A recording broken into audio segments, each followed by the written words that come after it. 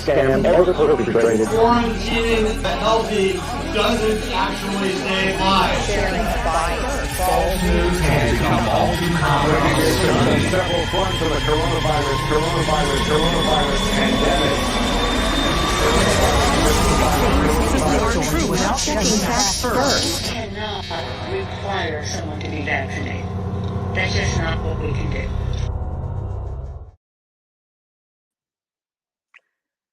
Your thoughts are racing. Your heart feels like it's beating out of its chest. You're having a hard time catching your breath. There's a sensation of doom lurking. You may feel a little agitated, maybe some irritability, possibly some trembling. There could be some sweating or some nausea, difficulty slowing your thought process down, difficulty concentrating. Your skin may feel clammy.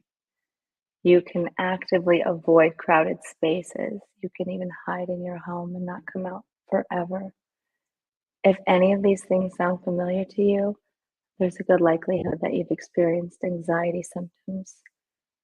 These are the encompassing symptoms of anxiety, not the totality of them, but a pretty strong indicator for them. Anxiety can be mild, it can be moderate, it can be severe, it can be debilitating. And a lot of people have been experiencing that lately. The individuals who are experiencing the worst of it right now are people that have had underlying anxiety for a long time. The last 2 years has made that a lot worse for them. Many who've never had any issues with anxiety are now experiencing it. And we might have the last 2 years of what we've been experiencing to sort of thank for that. Not all anxiety is bad, though. You know, there's an internal alarm system built into our bodies. There's a tiny structure in our brain called the amygdala, and this is actually a protective mechanism. It's what tells our body if there's danger nearby and how to respond by kicking in the adrenaline and initiating that fight or flight. This has been with evolution since the very beginning of time. You know, it's also a motivator. You know, when we're feeling anxious, we can use it to motivate ourselves. But we're going to talk about the negative consequences of anxiety today. There are a lot of diagnoses that fall under the umbrella of anxiety. These can include OCD, panic disorder, PTSD, insomnia can be one of those things. You know, PTSD can be in both the acute and chronic state. And PTSD is usually brought on by either a witnessed or victim of trauma or an accumulation of several traumas over the course of a lifetime. My name is Lisa. I'm a board-certified psychiatric mental health nurse practitioner. I'm also a family nurse practitioner. On this episode of A New Perspective, we're going to be talking about anxiety, the real pandemic.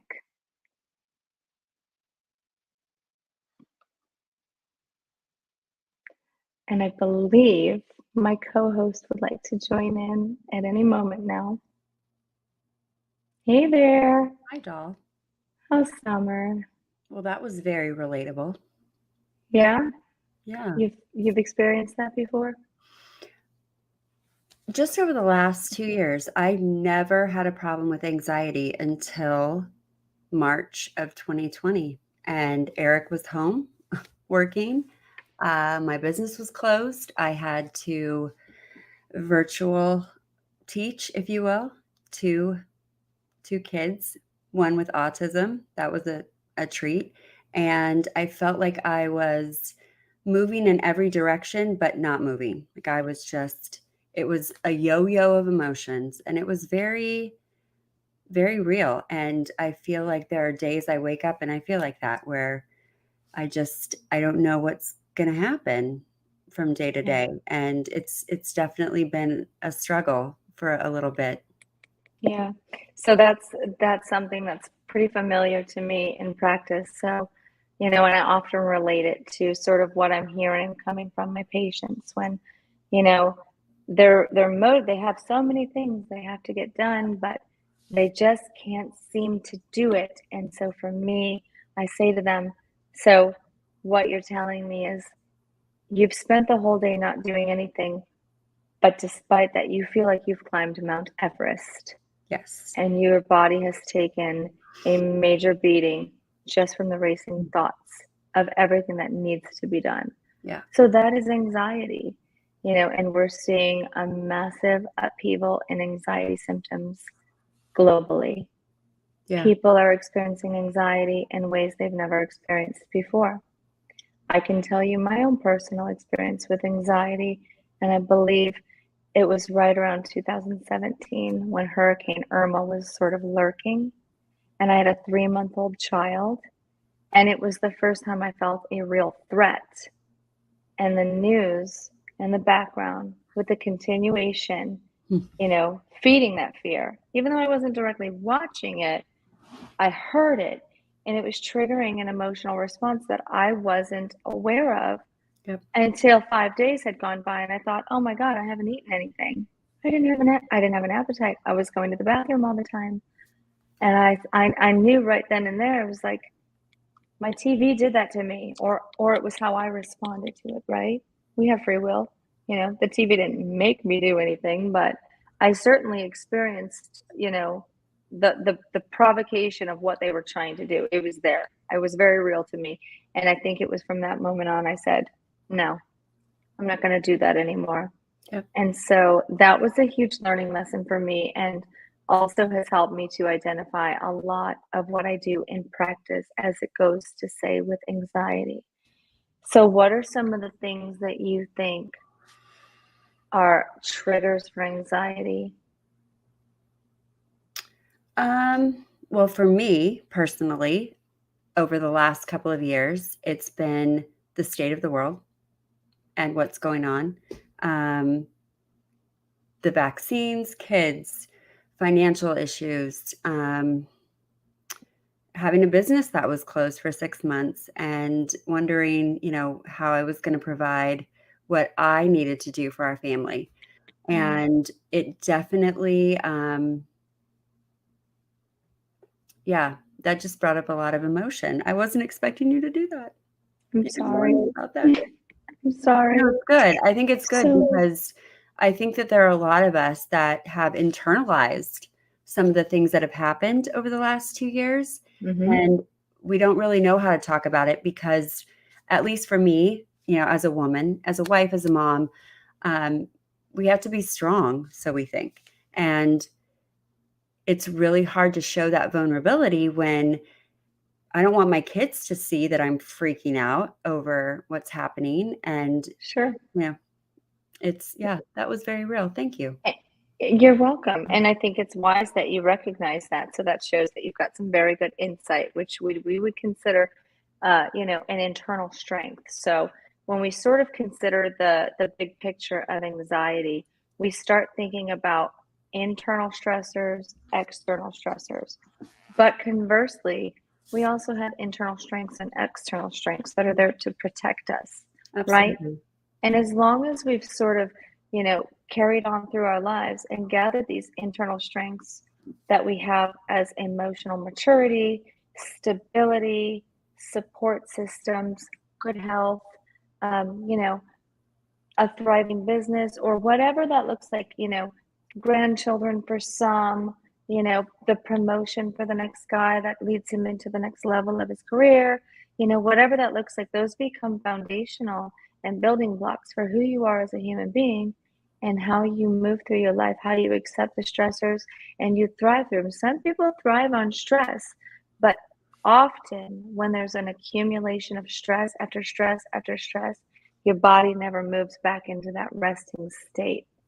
So that acute stress that we've all felt our entire life, when you've had to suddenly hit the brakes of your car and your heart starts racing, your adrenaline's kicked in, there's a down, that settles, that tempers down, and you move back into a resting state. Everything normalizes. you're back to just breathing normally. Your heart's at a nice resting rate.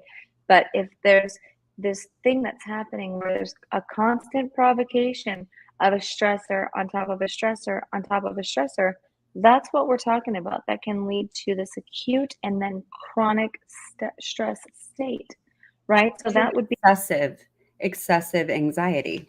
it is. Is It's that an such a thing? accumulation. Yeah. Well, it's sort of a thing, excessive anxiety, because there are the people that tend to overly worry Hmm. to Oh, the yeah, point where it's debilitating for them. absolutely. They struggle with just the simplest of tasks, getting into the shower, when they need to, maintain self-hygiene, doing their chores each day, managing their children, going to their job.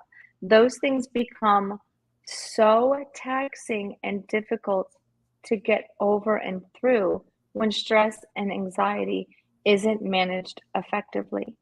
So you could have all the you could have the perfect internal stressor, or I'm sorry, internal strength and external strengths. You've got your house, you've got a roof over your head, you've got food in your refrigerator, you've got a reliable vehicle, you've got a support system, a family. Everybody's generally well off, but one thing comes in and it sort of shakes everything down to the core, right? Yeah. So, that person goes through life, they've got just day after day, everything's going swimmingly along. And suddenly they're in a car accident. And now they're experiencing pain they've never experienced before. Their life has been flipped upside down. So that becomes a stressor. And when you're sort of going through that for an extended period of time, and your life you don't recognize it. So that becomes a stressor. That can certainly lead to anxiety. But the accumulation of anxiety is certainly something that has occurred for many of us, especially those who haven't found a way to cope or deal with that stress effectively. So there's a lot of stigma around mental health regarding anxiety because people don't like to talk about feeling anxious. They'd rather just be left alone. That's social withdrawal, also a part of anxiety. Nobody wants to admit that they're vulnerable. They're not feeling their normal self, And right? Liz, it's interesting to me that you say that about this social withdrawal because that's exactly what has happened over the last 2 years. And I am 100% an extrovert and I love being out. I love, I will talk to a wall if it would talk back. But I have found I am so much more withdrawn these days. Like I love being home, which is so weird. I do get anxious sometimes in social situations just because I feel like I haven't had the ability to talk to people like I used to. And I wonder, like, for somebody who isn't naturally, anxious or whatnot, what it must be like for somebody who is. And that really upsets me because it's almost like this was so not planned, that aspect of it, but the whole social distancing, being away from people, and what that had to have done to so many people that are just already struggling with that. And Right. Well, there is that aspect, right? So we're dealing with this pandemic, and society as we once knew it has changed completely. Nothing looks the same. Everything is upside down. But there's a lot of people that are dealing with an additional accumulation of stressors on top of this thing that everybody's experiencing. So now we've got, a vulnerable class of people. And I'll give you an example. I did have a patient today, very early this morning. She tugged at my heartstrings. She lives alone. She lives off of Social Security. She's a widow. She's got limited financial means. Her landlord is raising her rent. He raised it last year. It's being raised again. Last year, she had to cut her cable to help pay her rent. This year, she had to eliminate all of the providers that she's been going to for several years because she had to change her insurance to help pay for her rent. She's got limited financial support, limited social support, and she's living alone, and she's terrified of what to do, medications versus food, so much to the point that the anxiety got so strong for her that she became physically aggressive in her own house in a fit of rage. and she broke all of her figurines, things that had sentimental value to her, in a fit of rage because she didn't know how else to manage that stress because it's just toppling over. And that's just one of thousands of stories that I hear each day, day in and day out. And so there's a lot of stigma attached to mental health for those that haven't actually reached out to get treatment or services for mental health. And anxiety would be the biggest one that I deal with. Can I ask you a question? Why Of do you course. think mental health has been portrayed in our society the way that it has? Because I'll be 100% honest. I remember growing up, and when you would hear anything about mental health, it was always negative. There was nothing like you didn't ever think about mental health. It was always your physical health. And as I've, aged, as I've had kids, um, as I've, had to endure just all the trials of life as we Mhm. get older, I have realized that is everything between our ears is the most important thing right here, like our brain. But there is absolutely this stigma about mental health in our society. And to me, it breaks my heart because I love my family more than anything, but I will never forget the reaction I got when I told them I was going to therapy. Like, "Oh, what, Jesus can't heal you?" I'm like, This isn't about Jesus. This is literally about the fact that, like, I don't know what to do anymore. I wanna cry all day because I have 2 sets of twins. I'm trying to run a business. I have, just trauma that I endured from growing up, and it's not that I don't love or trust Jesus, it's that I need somebody to talk to, and it was looked Right. down upon, and to me, that is just a really sad thing. Well, I'm going to spin that back at you because I want you to try to remember a time before Are we you having a thought therapy you'd, session here? yes, we are, Oh, before you ever thought you would too bad need I to don't have reach wine in out. this. Remember a time long before you ever got to that point where you did require therapy services and that intervention, that ear, somebody to hear you and validate your real concerns. These are real concerns. It's Yes. nothing to be brushed off. And a lot of people understand that to be, I'm just, I'm in my head and I can't get out of my head. And, this will pass. And it just kind of proliferates. It gets worse if we don't manage it or sort of find that intervention. So, what were your thoughts regarding mental health when you were, say, 30? That is very important. You did? Okay. Yeah. Because a lot of people don't. A lot of people are afraid to speak out because they're afraid of being seen lesser than. And I think often, we've seen a lot of movies throughout our life portraying Mhm. the harder hit mental disabilities, right? Where that's concerned when we're looking at schizophrenia and Bipolar disorder. yeah, and bipolar disorder can be managed effectively, if you've got the patient that's willing to do the work and you've got a good treatment team behind you. But Absolutely. many of these people with bipolar disorder, and I know I'm going to veer off for a second, but if they're a true bipolar disorder, they love their mania. They love it. They want to hang out in mania because it feels great and they're on top of the world. And if you give them that medication, you push them back down closer to that normal, Mm. state where everybody else lives. And it feels like it puts them in sort of restraints in a way. So they have a hard time staying compliant with meds, but we'll get to that at another time. So anxiety is a mental health disorder. It's often looked down upon as it's all just in your head. That's what I hear family members say. It's all just in your head. You can figure this out. Just go do this. Just go do that. But anxiety can be brought on by, the death of a spouse. It can be brought on by the death of the child, A the death of a divorce. close one, a divorce, your death of your dog. And obviously, that kind of anxiety unmanaged can certainly lead into depression because those things are comorbid of one another. So Absolutely. we always start to decide, you know, let's start from the basics. Where are your internal strengths? Where are your external strengths? We focus on those good things. And a lot of people lose sight of that.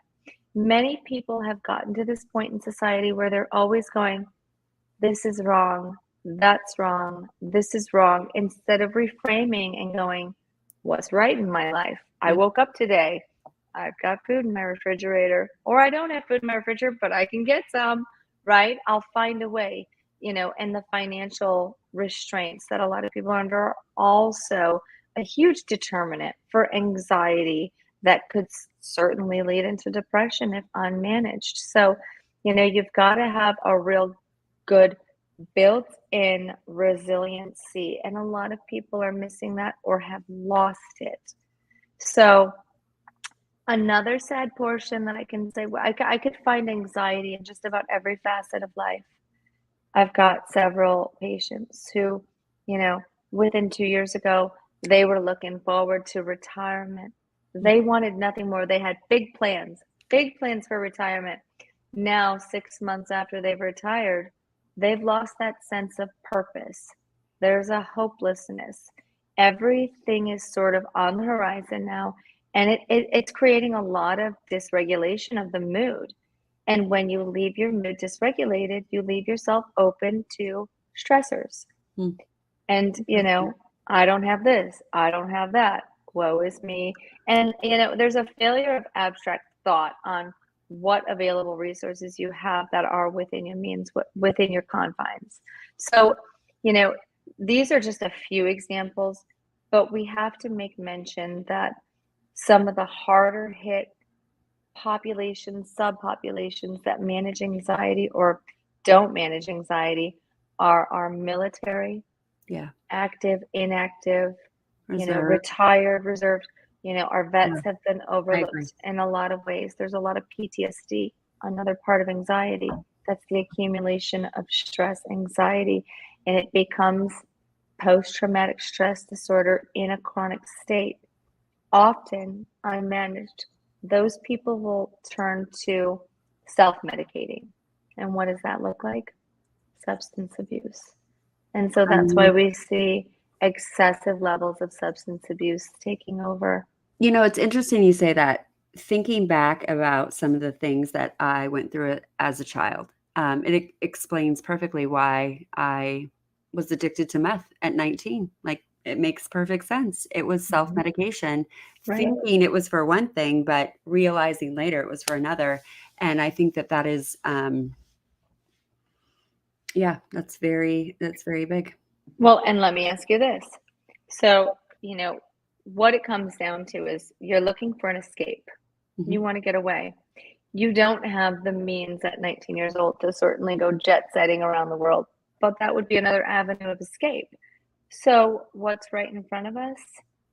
And it's a very simple thing, Well, this is an escape, and that's usually how that cycle begins. Yep. People are looking 100%. to suppress those feelings, find an escape, remove themselves from the way they feel internally, Yeah. externally, what they see day after day after day. They need something to help them cope, Yep. and that's not healthy coping, is it? No, So, it wasn't healthy at all. yeah. So then, we're stacking the comorbidities now because people are suffering anxiety. It's undiagnosed. Likely it is anxiety. There could be some depression, there could be ADHD, but oftentimes the core of that is anxiety. Yeah. And what is anxiety? I believe anxiety is when your expectation and your reality are not intersecting. Yep. It leaves a lot of disjunction Yeah. for your life. And so now you're open to, the path of least resistance, which for some becomes drinking, some becomes smoking, some becomes substance abuse. And those things also tend to have a lot of negative consequences. So never mind the anxiety alone. And one right? that isn't talked about a lot is when you become incredibly sexually active. I was actually just talking to a friend of mine about this with her daughter, and there's just so many things that happen that we don't want to talk about them, but being very promiscuous and, especially girls that have had issues with their dad and not knowing how to deal with either rejection or acceptance. And so we turn to so many different things. I know some people that have become ultra religious, like everything is the Bible and Jesus, Right. and not in the right way. And To the extreme. right? the And that's not every, healthy either. everything to the extreme. Everything It's to not the healthy. extreme. It's So not there's healthy not at a all. balance. Again, you're now finding yourself skidding down a path that's going to only further lead to anxiety, because Yep. you get too far down that path, you're going to find yourself alone, isolated, and that's exactly what you were trying to avoid, right? You're not going to find somebody that's, likely going to have that same outlook as you. You will, but it's not going to last very long. There's going to be some ruffled feathers somewhere along the way. It's just going to get funny. But as far as So true. how do we treat anxiety? What are the best treatments? What are the best protective mechanisms, going into it, if we can think about it prophylactically, so that you don't end up being in that position and having anxiety spin so far out of control that now you're putting yourself at risk for risk-taking behaviors, drug use, promiscuity, gambling, and doing everything you can to fill a void, which includes overeating or undereating. Yeah. People take that, they take that Over anxiety and they exercising. turn a hyper focus on their appearance, right? Absolutely. Or they're constantly seeking comfort to fill a void. And what does that look like? That looks like food. What can I eat? It's, this never ending satiety. I can't get full no matter what I do, because they're looking for something to heal something inside, not really ever identifying what it is that's missing. Sure. Right.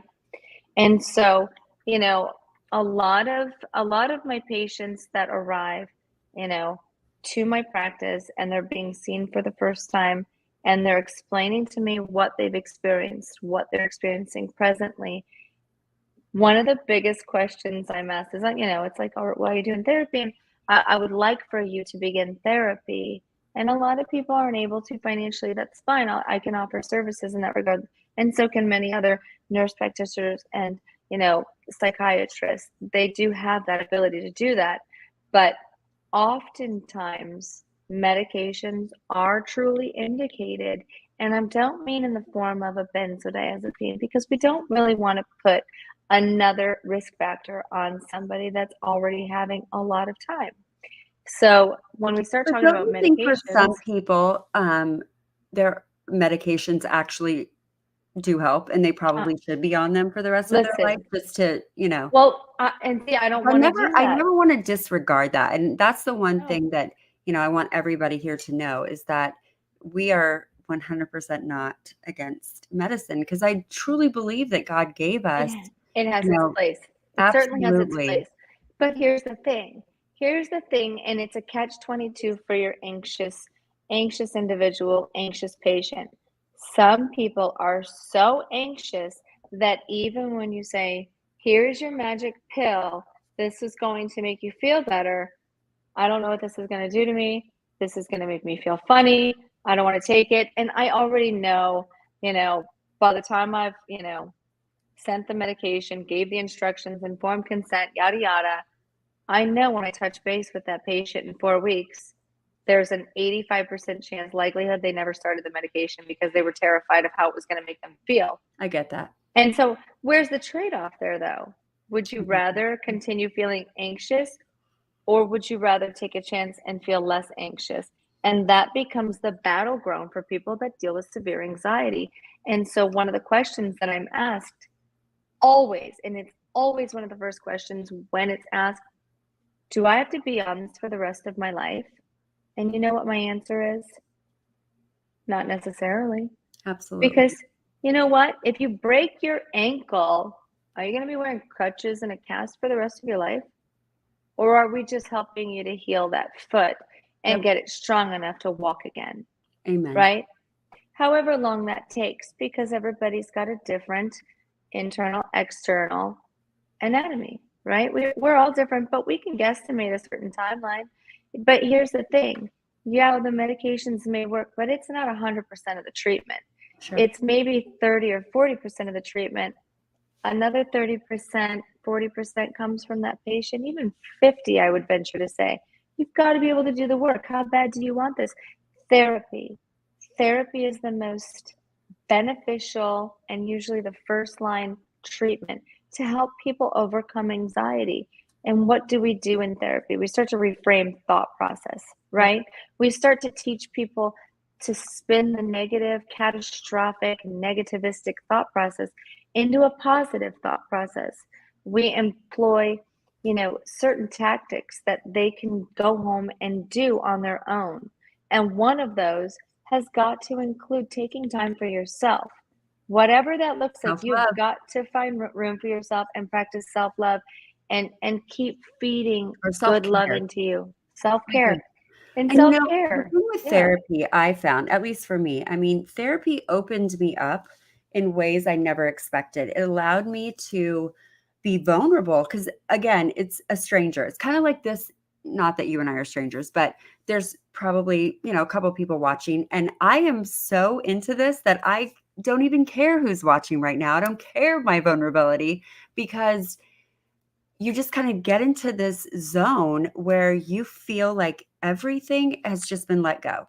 And it is okay to just be yourself and talk about the things that you're struggling with that you wouldn't normally talk about because unfortunately in our society, especially I can't attest for a man, but for women, everything needs to be perfect. And it's not perfect and it shouldn't be perfect. But we have been taught to believe that if you know, are struggling as a mom, then you're a failure. If you're struggling as a wife, you're a failure. No, you're not. You're real and you're human.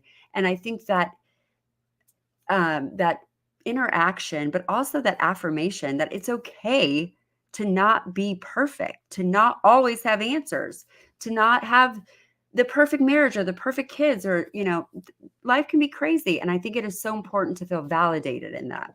And I'm that's glad you said that because that's exactly where I was going to go with that. oh, good. Most often, people are looking for validation. Yeah. And believe it or not, more people are experiencing the same symptoms. They're more alike than they are different. I agree. So this tendency, this need to sort of sequester yourself into your home and avoid being around people or feeling like you're going to drag people down. You don't have anything to talk about because your brain won't stop swirling around like a crazy roller coaster in your head. You've got a monkey swinging from branch to branch to branch to branch. You can't even catch your breath. Your thoughts are going so fast. That makes it very difficult for people to sort of get themselves out and overcome that. But that's just it. That is what's indicated is that exposure, right? And we take our time with those things. It's little baby steps. It's learning to crawl, then to walk, then to run, and then to eventually fly. And then you say, I have gathered my coping resources. I've put the work in. I'm doing every possible thing I can do on my end. And you know what? I'm okay. And then we go, all right, well, maybe you don't need these medications anymore. And oftentimes that will happen. People will continue to do therapy, and eventually those things get further apart. The spaces get further apart. But I'll tell you, the people that I've seen thrive the most with anxiety and managing it and sort of overcoming it are those that are willing to put the work in and take that first step. That first step becomes a leap, becomes a major obstacle climb, right? If you're eating healthy, if you're able to go to the gym or even just walk around the block a couple times a day, and we also consider physical, limitations. There's so many people that have physical limitations that don't have these abilities, but they still, rather than go face the world, they want to sit, they want to watch TV and just go numb or Well, and mindlessly pick. do you think that social media has played, not social media, but just the way that our world over the last, I'm going to say 20 years, maybe 15, 20 years, the direction that we've gone to is everything is instant, like instant gratification. People want to feel good right away. And so television, just our phones, all of those things, Twitter, which everybody knows I love. I had a major anxiety attack today when I was cut off. And it's like, oh my gosh, how am I going to find my people? But I think it's important to acknowledge that our society has created a lot of the anxieties that we're having. And I'll tell you a funny little story. One of my best friends and I, when we get together, we unplug like completely. And we always joke around like, are you going to have FOMO? Are you going to have FOMO? And now we've gotten to the point where I remember when I completely went off Facebook and I had, like no interaction whatsoever with even a lot of my family. If you're watching, I'm sorry. But I did it for my mental health. I wanted to have that fear of missing out so that I realized I really wasn't. I was actually living. Like I was in my backyard, completely redid my backyard. I had the best summer because I wasn't like on Facebook. Yes, I was on Twitter, but that's a different story. But I definitely believe that, we have created this, you're going to miss out on things, and it creates anxiety and, or just you're not getting likes, and what are people, does it mean I don't look good? Or there's just so many aspects. But what is a like? What is a like doing to our brain chemistry? Well, it's I was just reading about this. I can't remember, but it gives us like an dopamine. Yes, I was gonna say endorphins. Dopamine. It's kind of like they said it's like running. The same thing that going to the refrigerator to get one more thing to eat that tastes amazing. It's not fueling your body, but it's bringing some immediately sustained pleasure to you, which leaves you going back to the more, which is no different than the heroin addict, which is no different than the alcoholic, which is no different than the sex addict, which is no different than the anorexic, bulimic, self-cutting. Yeah. All of this stuff is feeding some pleasure response, sending a good signal that just continually keeps circling around, right? And now it's a learned behavior. It becomes a learned behavior, even though it's detrimental. It's self-harm, it's self-injury, all of it. So let me ask you a question. What happens for the people that can't control it? Let's talk about like military, police officers, our frontline workers. Mm-hmm. How do you feel about all of that? Like everything they go through, especially those that have seen horrific things. I know that especially for police officers, what they have to watch with children, it really, really affects them. I was married to a former military police officer, and there was an incident that happened, and it completely changed everything. It changed his life. It changed our life. It changed his relationship with his daughters. He's an amazing man, but it was really horrific. And as men, I stoic. Yes. And it's almost like, they just don't want to talk about it. He was shut down. It was so sad to watch because I'm such an emotional person with some things. But what do you say to those that are the PTSD and just everything, especially those in combat that have watched, their best friend die right in front of them, or a child just mutilated and there's nothing they can do, or, just it was their life or their best friend's life. Like, what is your suggestion for those that are having to deal with something like that? So I would say that is not a permanent sentence. That's something that is going to continually come up and become this proliferative thought process. And it's going to be very hard to suppress that type of emotion. It's going to take some real deep trauma therapy. The good news is most law enforcement officers or military active, retired, reserved, whatever, they've got benefits available to them to see therapists. It's the matter of kicking their butts into it, and they've got to make that decision to say, I've got to take care of this. I do not want to be this way. It doesn't necessarily mean you need medications. The unfortunate thing that I see is oftentimes it becomes this sort of knee-jerk response. People will just use a benzodiazepine, and while I believe the intention is good, because we don't ever want to prescribe these things for a chronic, period of time. Short-term treatment, it's still risky, but the risk is reduced significantly. We reduce physical dependency. We reduce, central nervous system depression. And when you take it for extended periods of time, it doesn't provide the same response. It doesn't elicit the same response targeting that panic, anxiety, and often they become abused. And Yeah. people want to rely on those things as what we call monotherapy, Yep. which is inappropriate.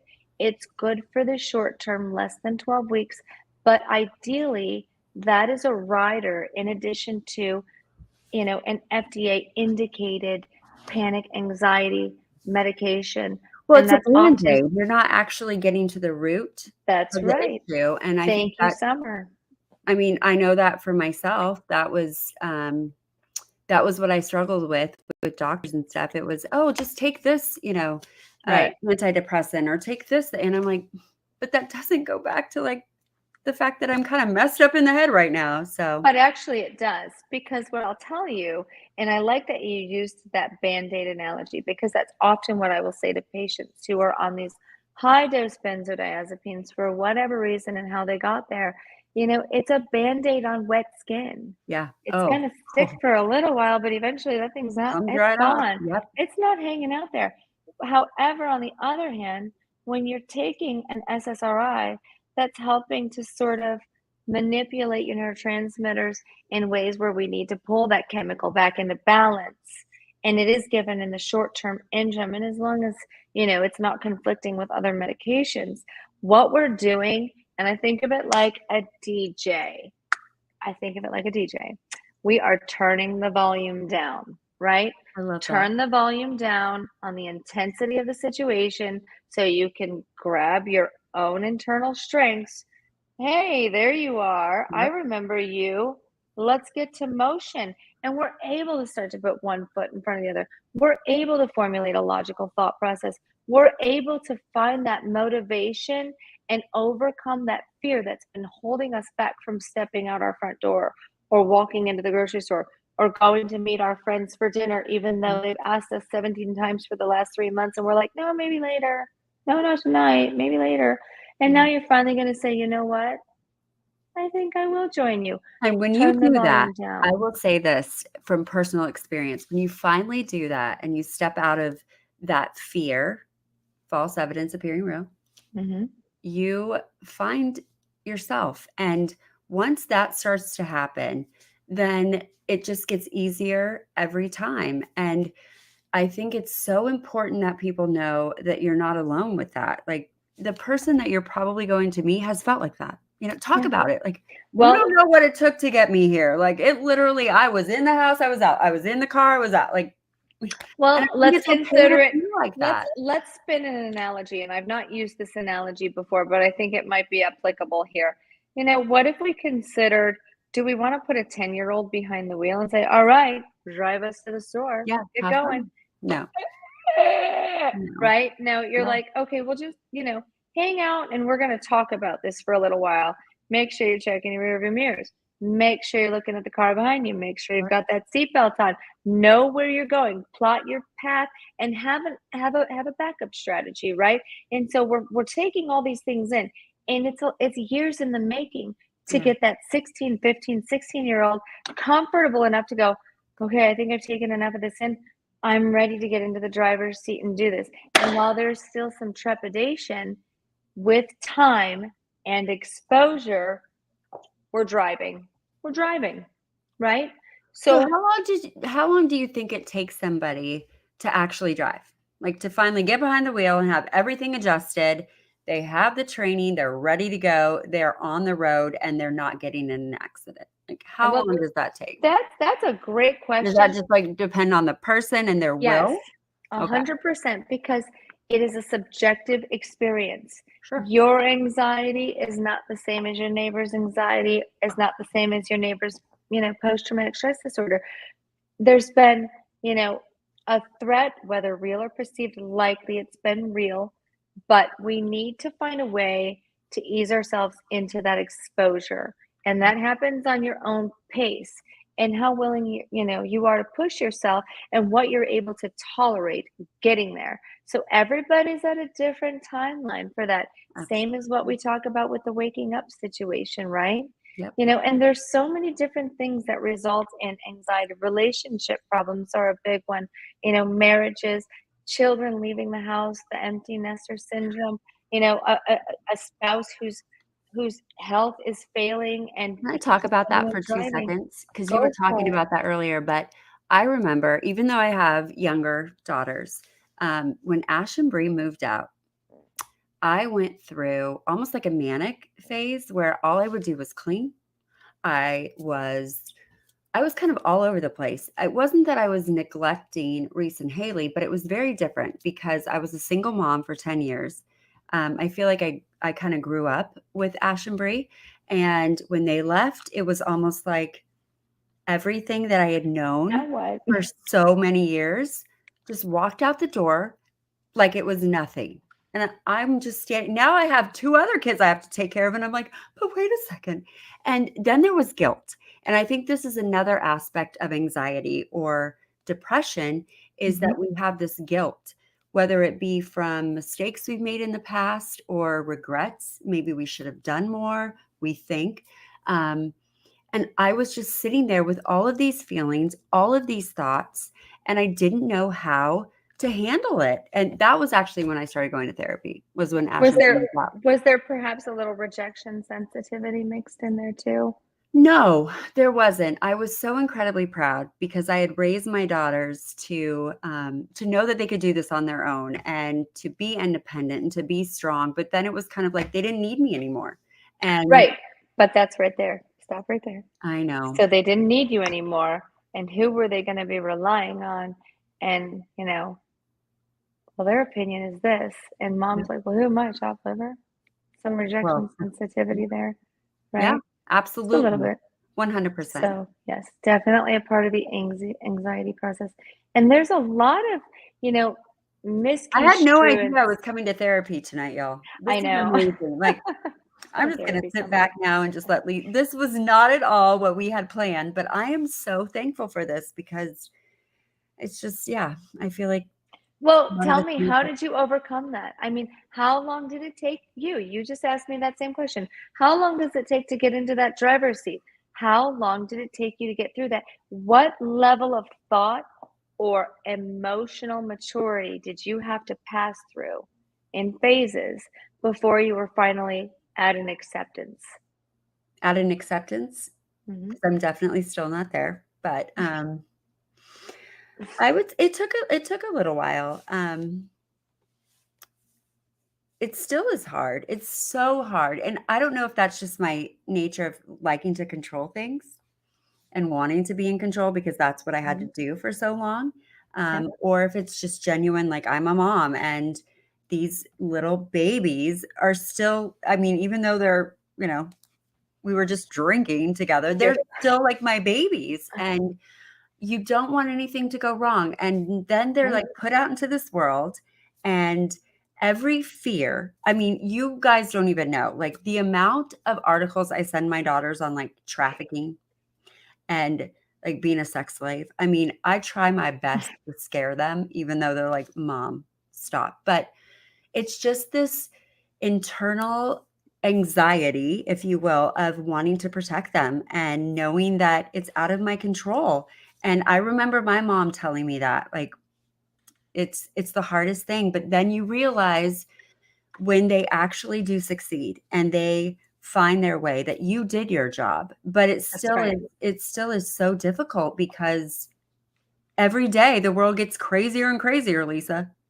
So, on the converse to that, and I'll tell you, many of my late 40s, 50s, young 60s, the parents, they've got the 30 and 40-year-olds still at home and they are pissed off. They're angry.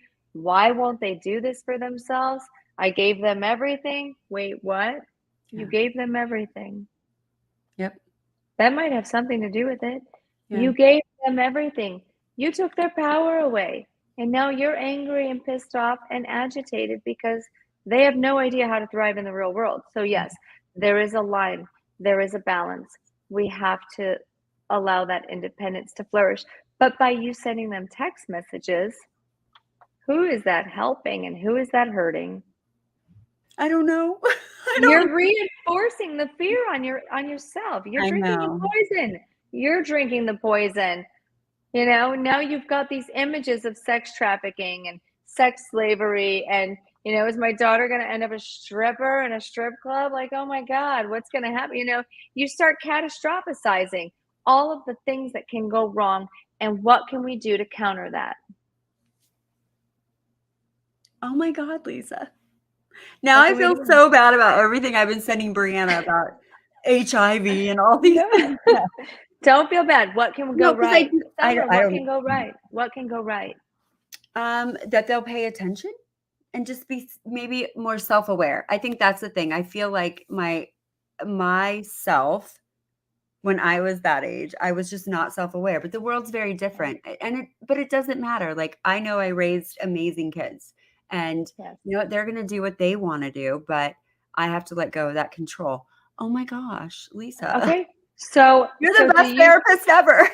So do you think that you've given them enough tools in their toolbox to take with them, Yes. that they've got a very strong set of internal strengths Yes, I and do. external strengths? They've got you as their mother. They've got a great support system. That Yes, is the they do. strongest external strength they could have right now as young adults starting to go out into the world on their own and begin to gather their own strengths So you're from telling the me I need to environment stop with the and texting coping. about all the things. Okay, I will. I I promise. got your back, Bree. I got your I back. know. Bree's like, thank God Lisa came into my mom's life. So funny. So yeah, that's you having to pull back on the reins a little bit, because Yeah. if you try to keep those apron strings just wound up so tight, you're gonna end up having those apron strings never cut I know. completely, I right? know. And then at 50 And and that's 60, not you're what I like, why want won't my ever kids as a leave my mom. house? No, and you know, when Bree moved to New Zealand on her own at 19, Bravery. That I was girl's not got some well, I was like, "Do resiliency. it. Like, you've got this." She didn't wanna come home. I thought, "Here we go." Thank goodness she got Living her deported, best but, life.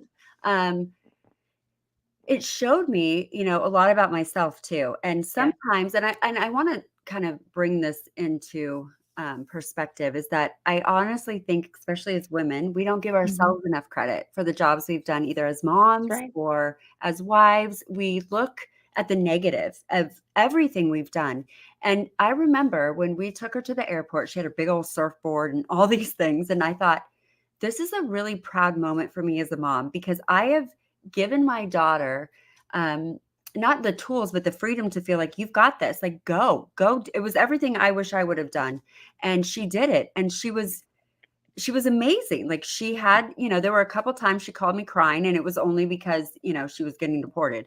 But other than that, she thrived and she misses those days. And I miss those days for her because Yeah. she was away from us. She didn't have, I mean, you know, she was literally like But on the other side of the earth. So I couldn't message her all the time with sex trafficking stuff. So just so you know now, that experience, that set her up for a lifetime of continuous building on top of that.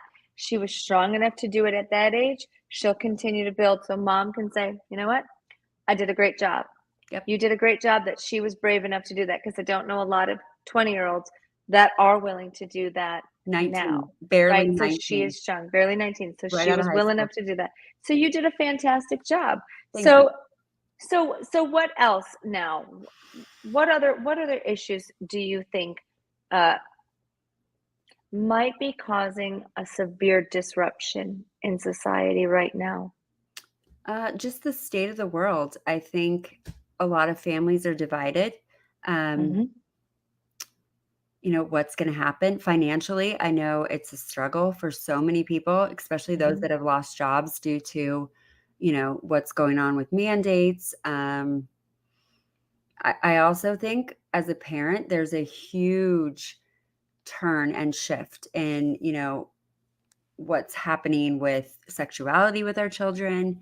And it's hard. It's hard to keep everything together without feeling like it's all falling apart because I'll be honest, as a mom, as a wife, as a business owner, there are so many days that I'm overwhelmed, but at the same time I feel like I have to keep fighting.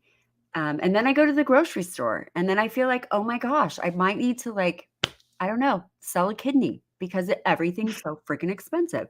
But Right. I don't know. I feel like there's so many things now that are causing anxiety. And maybe that's part of a plan. Now, do you think there's something specific that we can do as individuals to safeguard ourselves from experiencing that anxiety? Absolutely. And what do you think that would be? Turning off everything. Unplug that TV, right? Unplug the TV. Unplug that TV. Don't get on the It's phone all the time. no, Although this that's a is a struggle. very strange I love thing. Twitter. I know. I This is love a my very phone. strange thing in the world of anxiety because often through the therapeutic process, what we're doing is we're recognizing that in anxiety, there's a high level of avoidance, right? And that's one of the biggest key Absolutely. indicators for anxiety is you're actively avoiding something because you don't want to feel it. But if you've got a threat coming at you continuously, you've got to find a way to turn that threat off so you can redirect your attention and start tackling things that are truly disrupting day to day function. Do you need the television on telling you the news every hour on the hour, all the negative, negative, negative, negative, negative, negative? Because I don't think there's any positive coming out of the idiot box anytime soon, No. right? It's been nothing but Absolutely not. negative, negative, negative, negative, negative, right? Getting It's worse just and worse. feeding, it accumulates, it feeds, it accumulates, it feeds, right? And so consider everything we saw in that intro video. We've got, you know, the wars, we've got the major natural disasters, we've got this political divide, we've got the families divided, The we've got racial divide. substance abuse, we've got the fear over inflation and how will people survive. We've got the grocery store, people are having a hard time eating, so and then So this sad. fear of COVID. Yeah. Am I going to die? That is the Or ultimate now you have a new thing is anxiety. you have I had and now I'm terrified of what is in my body. And Well, I'm kind we're of guilty we're of that with my daughter, but we're sort of getting there. I still think it's like a 50-50, and the only reason I say that is because one patient this afternoon said, I'm never getting another one of those vaccines for the rest of my life. It was the most pain I've ever been through for the last 2 years. I'm just now starting to feel better, and it's been a long road and I'm not 100%, but this is bullshit. I'm never doing this. And I was like, trust yourself, trust your internal truth absolutely. meter. And then Trust I turned around and yourself. made another call, and the patient says, I have COVID. I'm so glad I got my vaccine. Right. So, Because they're not going to end up in a hospital on the ventilator, but you would have never known. Like, we would know. I We mean, would will never they? know. Will they? So we got to talk about, here, let's find our coping strategies now. What are things people can do for themselves if they don't think their anxiety is so bad that they've got to reach out for, mental therapy services or, counseling services, or they can't afford it. There's a financial restraint. Sure. What are things that we can do as individuals that are within our own power, I'll tell you a couple things that I know personally have worked for me. Changing my diet, huge. Like there is nothing more. Like there is something with our gut and everything else and what we put into it. And I think that is a big one. Exercise, getting outside, vitamin D, being able to have all of those endorphins and getting that stress out. And I'm kind of sad that the world has actually shifted to where it's like to be unhealthy is popular, because I think that is just it's it's just awful. It's a clown world. That doesn't that makes zero That sense. makes no sense to me, So I but think I whatever. think one of the biggest things I hear is the isolation. The isolation is damning for so many, and they Absolutely. isolated out of anxiety. And now that anxiety is turning to depression and they're still afraid to come out of the house, Yep. terrified. But by effort of trying not to die, you're also not living. You're So not living. one of my biggest key advice to many of my patients is go sit outside at a park. I mean, go watch life happening around you. It doesn't have to be people. It can be birds, it can be squirrels, it can be the trees, Live it can be music. rain. We need to hear music, we need to ground Absolutely. ourselves, we need to be among nature, we need to feel the sun, we need to feel the fresh air, we need to feel the nice breeze. We need those things, and we need to be present in that moment to Absolutely. experience them. You know, that grounds us. It pulls us right back into reality. It gets us out of our head thinking about the past or worrying about the future. There's nothing you can do about the past. The future is yet to be known. You can bumper it the best way possible, but being mindful and in the moment is where you're going to find real happiness and real joy, Yeah. moment by moment, because tomorrow is not promised. Or even like for me, painting. I absolutely love to paint. And there is Okay. something that just takes over, and it's an Yes, artistic, yes, just it definitely takes that ease and or yes, brings ease, takes away that anxiety. yes. Um, It relaxes you.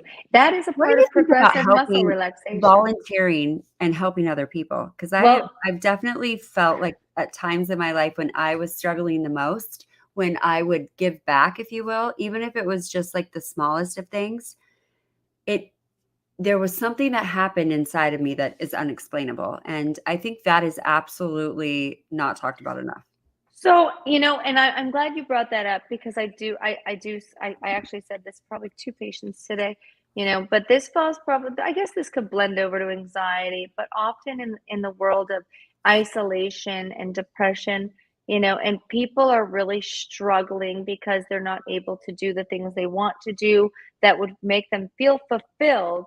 And the one thing I can tell you that brings everybody joy, I don't care who you are, you can be selfish as you want to be, but the minute you help another individual smile and bring a little bit of joy to somebody else, it reverberates right back to you. I agree. It comes right back to you, whether intentional or unintentional, and I wouldn't go out seeking, I'm going to help somebody so I feel happy. It has to be completely authentic. You help somebody because your heart is compelled to help them because you recognize that there's a need Mhm. and you're okay, but they need some help. And that's what our jobs as humans are. That's what we're meant to be doing. We're meant to be helping those around us, our community. And we've got to look out for our elders. We've got to look out for our widows and widowers. We've got to look out for the Especially animals, now. the Especially now, vulnerable.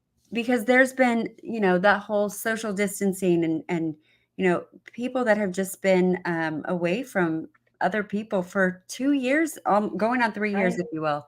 And I think that that has been probably one of the worst things that we ever could have done, both physically, emotionally, and spiritually. I mean, we are called to be, a community, and when you divide that, that was not good for a lot of people because for some, that was all they had, and to take We're social that away. creatures by Amen. habit. We are Thank social goodness. creatures by We need habit. each other. I needed this tonight, and I didn't even know. I mean, it was a God thing, and I'm thankful for you and for this. Aw, Thanks, I'm Lee. thankful for you too. I got a free Anytime, therapy anytime. session out of this. You did. God knows I So need a lot more, but thank you. I love the artistic thing, and so that's a lot what I do. I spend a lot of time doing my adult coloring books because heck, I'll open a page and I have to examine this thing. How do I want it to come out to look? It Puzzles. takes my mind and puts me right here in the present moment. I'm not thinking about what I have to do tomorrow, what I did yesterday, Yep. what happened in the day's events. Gardening. I'll get to those things when I'll get to those things. Gardening, Yes. bring more life in. If your kids have flown the nest It gives you and something to take care of, you've got ladies. something to take care of. You're Yeah. growing a garden and you're providing a resource for, I mean, even if you kill the plants, you're still going to be fertilizing the soil with dead plants. So, one way or the other, somebody's winning and it's keeping you busy, active, and focused on the moment and striving to learn more. And you're not on your Journaling. phone all the You're time. not allowed to disconnect from that damn phone. Yeah. We've got to put our phones down. We have to, and try to stretch it day by day, an hour one day, 2 hours one day, 3 hours, 4 hours, 5 hours, and then take one day of the whole week and say, meh. Well, I'll tell you, as some of you know, on Friday night, I had a wonderful evening that turned into a not so good Saturday and Sunday. I fell on black ice It was quite eventful, Oh, but summer. I did not have my phone, and I didn't get to go to the event that I was supposed to go to. Hmm.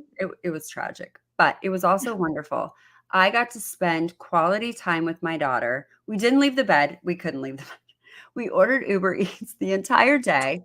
Finally, Oh, Sunday afternoon, I was like, okay, we got this, Brie. We're going to go meet Ash, and I wouldn't change it. And it was so funny. I remember looking over at Brie and I was like, I don't want to turn my phone on. She was like, then don't, Mom. I said, I won't. And I was okay with it, and I realized I had put it in airplane mode Friday night because it was on a low battery, and I was like, "Maybe I should do this more often," because I didn't think about it. I didn't have, like, that's those right. all those texts coming Anxiety. out. Yes, Yes. anxiety of, am I It's messaging people back? Am I doing this? Am I looking at yeah. my work emails? It was me and my daughter and a lot of Uber Eats and Yeah, food and we've had, and it was awesome. if you can't completely separate from your phone for an entire day, at least go turn the notifications off. Those Yes, notifications going off, I did cha-ching, that years ago. cha-ching, cha-ching, cha-ching. That might as well be you driving or walking around your entire life with your seatbelt not clipped in. Mm. Cha-ching, cha-ching, cha-ching. I mean, it's Oh my anxiety provoking. gosh, It's negative stimulus, right? never looked at it We're that just way. feeding negative stimulus. It's the same thing as the crap coming out of the TV, you know? Think about those things and try to find time for self-care, self-love, and that means isolating. And you made a fantastic memory with your daughter and We gave yourself a did. goose egg at the same time, I'm sure. The chiropractor, that was a good one too, but no, Right. it was worth everything, and I also think it's important to know that, um, that it's okay to give yourself that time to just Yes. get to know yourself. I think it's also important to journal and have a gratitude journal, like, because it is a struggle sometimes, especially, on a daily basis to find. I know mine's downstairs. I love mine. And every day it's 5 things. And, it may be the same thing every day, but it's something because there's so Yes. much around us that we Find need to focus 5 on. things to be thankful for. That's my Create a journal. mantra for yourself. Every week, make it a new mantra or leave it there until it's cemented in. And If find you have 5 things you love about yourself, That's especially right. ladies, because that's a That's hard right. thing for us, even We as pick it especially as we get ourselves. older. Like, We well, I pick it shouldn't say that. ourselves. It's a lot And easier as I so get older. that But and that's just something that I think as we mature into adults and we finally get to that point where we have self-love and absolutely. young girls, you know, teenagers, and that's why social media has been so detrimental. These girls are looking at unrealistic figures, idol figures. You know, Yeah. they're airbrushed. They've got these perfect figures. Their hair is perfect. Their makeup is perfect. Their bodies are perfect, and they look at themselves and they feel so small. And that's how they start to see themselves and believe who they are. It's And true. that's not fair, right? That is an unrealistic expectation that Expectation. nobody will ever meet, right? So feed yourself And that nor love, should and you have to. nor should you have to. And, I also wanna say something to anybody who's listening, including myself, that it is okay to have a past. It's okay to say that I wasn't perfect and I'm not perfect and I made a lot of mistakes and I'm going to make a lot of mistakes, but I am still worthy of everything that I have. I am worthy of love, of acceptance, of forgiveness. And not everybody's going to feel that way. And it's okay. It's okay to realize that, especially in Yeah. your family, but it is very important that you realize that you're worthy of love in spite of your past, because that is something I personally have dealt with for many years. And when I found the freedom in that, that is what set me free to finally become, the person that I am right now. And I still have a lot of work to do. Thank you, Lisa. I cannot wait to get to Florida and sit on a boat and talk about all of our shenanigans together. But I think it's important also to have a friend, like Lisa. I mean, find your Lisa, find your Summer, whatever it may be, but find somebody that on your really dark days you can call and you can just be That's right. yourself and cry and be emotional, be real, and they'll Yep. never look at you differently. And we do this all the time. Not like Yes, this. Tonight but was a make little, sure. like, unexpected. Yes, but also at the same time, make sure, because people do set their boundaries, and when you've met somebody that set their boundaries, they know something. Yeah. Take note of that. You know, some people have set those boundaries for a reason because they refuse to let anybody into their chi barrier. Yeah. Don't cross my chi barrier. Yep. I'm going to back you up, because at the end of the day, we teach people how to treat us. And if somebody's always crossing your barrier and, you know, coming to expect something from you, you're going to be taking away from you. Yeah. Those bites are being taken out of you as whole, and you never feel really put together because you're always concerned about, do I need to do something for somebody else, right? And that's, again, part of that anxiety process. You know, part of me is missing. Where am I? You know what? Feed that self-love. Create your boundaries. Create your boundary circle. You know, and to try to get ourselves out of this negativistic, catastrophic thought process where one thing goes wrong, the next thing goes wrong, great, everything's going to go wrong. I don't even want to get out of bed today because everything's just going to go wrong. I'm going to wake up late. My coffee maker's not going to work. The blow dryer is going to stop working. There's not going to be food. People are going to be yelling at me. I don't want to deal with this. Just hide under the covers, right? How does that help anybody? It doesn't. And you know what? That reminds me of something that I had actually written down. And forgive me, maybe you should have Alpha play that video one more time. But regarding negativity, and I'm going to find that somewhere because my notes are. Well, what does negativity even do? What does it do? It Well, breeds negative. Who wants to be around the negative Nancy? no, it's true. But this was really powerful because it talked about. Should we have Alpha play that video? Yeah, well, while he's And digging while it I'm up, looking you for know, that. I'm going to go back to that mantra of self-love. Ladies, I'll Alpha, find you can something take for me you out for guys. 2 seconds. Ladies, find a lipstick that you're not so fond of. And Well, go, hold listen. on. I'm gonna correct you there. I tried that one time. It didn't work. So, ladies, talk to me about a lipstick color before you go and just spend You a lot of don't money. even know where I was going with that. Take a stinking lipstick color that you got as a regifted kidding. Christmas present that you're like, okay, thank you.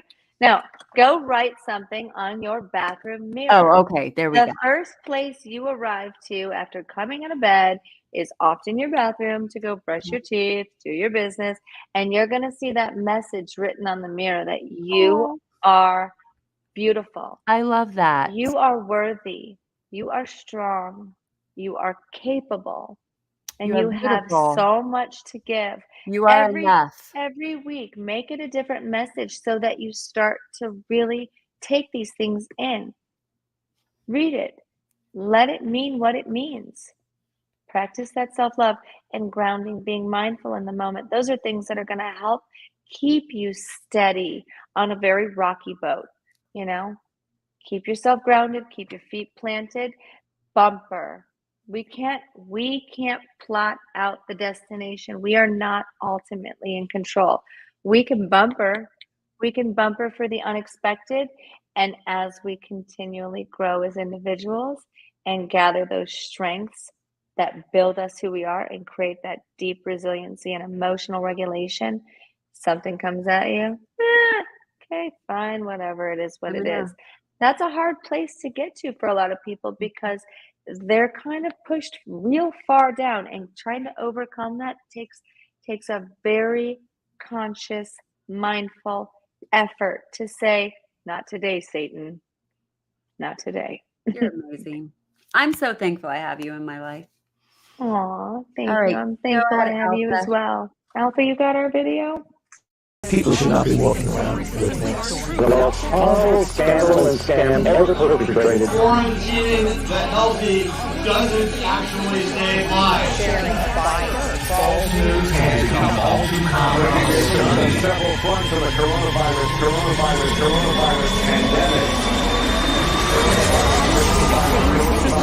We cannot require someone to be vaccinated.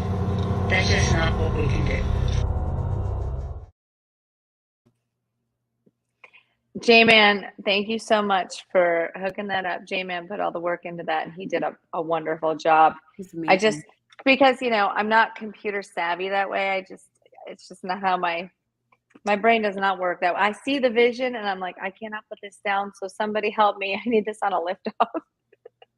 So he did it, he executed it with perfection, and I Yes, love we it. did. But it really, I mean, it drives the point of everything that's experienced as far as anxiety goes, right? The racing thoughts, the feeling isolated, feeling restless, Like just there's this, heat in your body. this sudden doom, and Yeah. and then you've got the insomnia, you've got the nightmares, you've got frequent awakenings, you can't get back to sleep, you're feeling like you just want to crawl out of your own skin, get me out of this head of mine. And do you know what that is? That is that negative roommate inside your head that does not pay rent. Yeah. She's a bitch, or he's an Right. asshole. And they were just needle at you, and they'll beat you down, they'll make you feel like crap. And why are they there? They're not paying rent. It's true. Go away, get away from me. I want nothing to do with you. I'm ignoring you. You're evicted. Get going. And how do we evict that person? We keep feeding those positive messages back in. For every negative message, you get 3 positive messages. Well, this is what I was going to share is, and I thought this was very, very interesting, and we'll close it out with this, is that one potential reason that the news affects us so much is the so-called negative bias. As a well-known psychological quirk, which means we pay more attention to all of the worst things that are happening around us rather than the best things. And I think that is incredibly true. And that goes for so many things in our life. It's not just the news, but it's us as people, us as, whatever, our job, this, that. Right. We focus on the negative. We don't focus on the positive. And that's in the here and now too. These people that are in charge of the media and social media and all that, they know that, and they bring that home. Fear sells.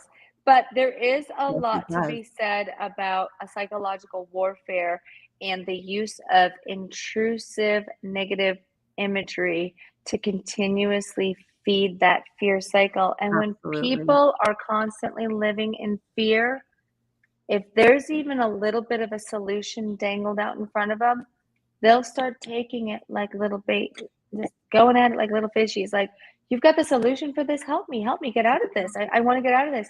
And, while medications aren't always the answer, they can certainly help, act as those invisible crutches to get you through that rational, logical place that you know yourself to be.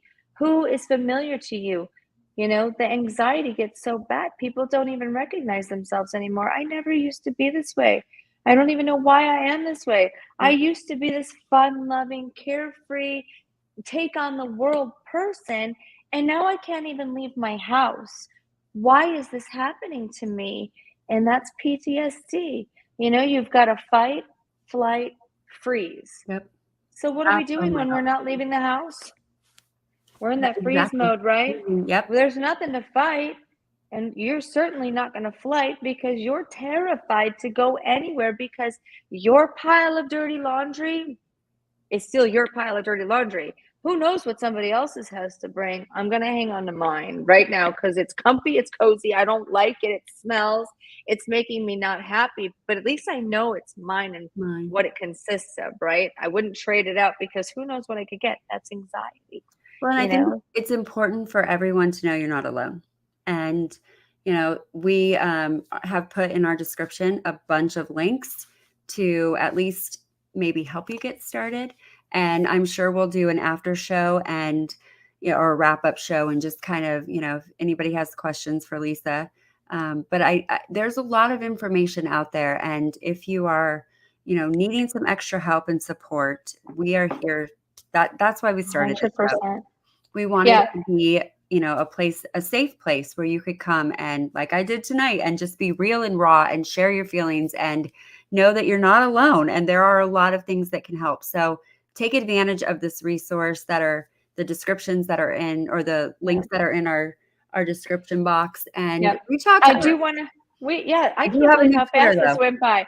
Real quick, I do want to mention, so I know we talked about sort of the creative energy outlet that we can push things into, the healthy diet, exercise, you guys. Exercise is the best discharge for that And it's free. restlessness. Just get outside and run, walk. Free. You don't have to have a gym membership to go walk No, around the you block or can up and wait. down your stairs. And if you're not an avid, person who exercises, start slow. It's the turtle and the hare for Yeah, the one. I turtle mean, in the hair. it's the small battles that win the And you know what? war. Meditation. Here's another thing too. Meditation. Since with social media, we have kind of given it like a bad rap tonight, but I do want to say there are so many amazing YouTubes when it comes to exercise where you don't ever, Yes. if you can't afford a gym membership, that is no problem. Everything can be found on YouTube, on Pinterest. Reach out to me. I'm happy to give you some tools when it comes to exercise and just resources that are free. And don't be intimidated by that, because I think that that's something that holds, especially, women back. Like, well, I can't afford. Well, that's fine. You can still do it while you're listening to Spaces. That's what I do. Just get That's right. some That's dumbbells. right. I agree, and I think that's a good resource too. So going back to exercise, do what you can. I don't expect people with social anxiety are going to be heading into a full gym, especially if it's a COVID anxiety and a social Totally get it. anxiety on top of that, compounded. Right? We're not going to go. I don't feel good about myself. I'm not going to show up into a gym. It's unrealistic. Start small. Set realistic goals for yourself. I can go around a block, and that's another way to expose yourself to that perceived threat that's holding you back from living your best life. Start small and keep going further each day. Build your strength and allow yourself to feel that safety. I went a block, I went 2 blocks. There's always going to be threats. We're not in ultimate control, but there's a very limited risk to that. Take time for yourself, grounding techniques. Read about progressive muscle relaxation, very effective tool. Anxiety tends to tense people up, which fatigues your muscles I'm gonna and write your that one down. mind. Yes, progressive muscle relaxation, which can actually, if you get, it doesn't take long to practice and become proficient at it, can turn into deep muscle relaxation. And these are effective tools for both mind and body relaxation. And then I do want to leave you guys. So I did create a huge list of resources for mental health for you or a loved one or anybody really that that may be suffering from mental health illness and really going through that struggle. There's a long list of resources, for national resources. So, this is going to be applied to everybody really. If you're needing any sort of assistance, it's veterans, it's adults, it's families, it's individuals, it's communities really. So there's a lot there. And I do want to say one thing on our last note before we say goodnight. And we hope you'll join us for our episode next week to be decided going forward. But I'll leave you guys with this. Even when the moon is not full, it still shines. Oh, I love that. This has been my favorite episode yet. Thanks, guys. Thank you, Lisa. Thank you all for Alpha. joining in. Thank you, Alpha, for putting Thank you, this J-Man. together, and J-Man, Oh, and everybody. and my analysis paralysis. Candace. No more of that. I love it. Take care, all. See you on Be the other good to side. yourself. Love yourselves. Love Trust yourselves and step away from the TV. Yeah. For goodness sake. And the phones, but not after this, because we're gonna meet up with you. Just kidding. Love you guys. Thank you. Love you guys. Bye. Bye. Good night.